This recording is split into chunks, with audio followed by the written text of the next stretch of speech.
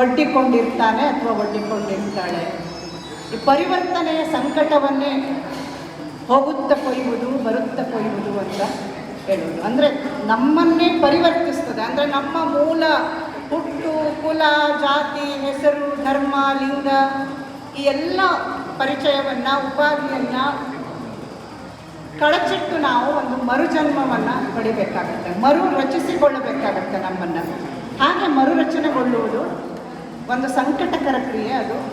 ಅದನ್ನು ಭಕ್ತಿ ಮಾಡ್ತದೆ. ಭಕ್ತಿ ಅನ್ನೋದು ಪರಿವರ್ತಿಸ್ತದೆ ನಮ್ಮನ್ನು. ಆದ್ದರಿಂದ ಭಕ್ತ ಕವಿಗಳ ಶಕ್ತಿ ದೊಡ್ಡದು ಅಂತ ಹೇಳ್ತಾರೆ.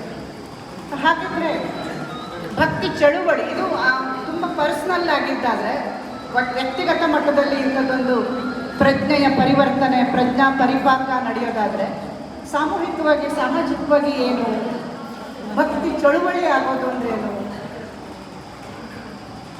ಎಲ್ಲ ಈ ಅಹಂ ನಿರಸನದ ಜೊತೆಗೆ ಇದು ಎಲ್ಲ ರಚನೆಗಳನ್ನು ನಿರಸನ ಮಾಡುತ್ತದೆ. ಭಕ್ತಿ ಅನ್ನೋದು ಎಲ್ಲ ಸಾಮಾಜಿಕ ಮತ್ತು ಮಾನಸಿಕ ರಚನೆಗಳನ್ನು ನಿರಚನೆ ಮಾಡುವ ದೊಡ್ಡ ಶಕ್ತಿ ಇದು. ಏನು ನಿರಚನೆ ಮಾಡೋದು?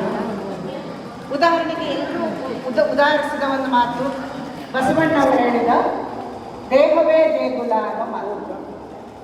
ಮತ್ತು ಈಗ ಪ್ರಶ್ನೆ ಕೇಳಿದ್ರಲ್ಲ, ಜಂಗಮ ಅಂದ್ರೇನು, ಸ್ಥಾವರ ಅಂದ್ರೇನು, ಸಾಂಸ್ಥಿಕ ಅಂದ್ರೇನು, ಜಂಗಮ ಅಂದ್ರೇನು ಅನ್ನೋ ಪ್ರಶ್ನೆ ಬಂತಲ್ಲ. ಯಾವುದೆಲ್ಲವೂ ಸಾಂಸ್ಥಿಕವಾಗಿದೆಯೋ, ಯಾವುದೆಲ್ಲವೂ ಒಂದು ಅರ್ಥದ ಚೌಕಟ್ಟಿನಲ್ಲಿ ಬಂಧಿತವಾಗಿದೆಯೋ ಅದನ್ನು ನಿರಚಿಸುವ ಒಂದು ದೊಡ್ಡ ಬಂಡ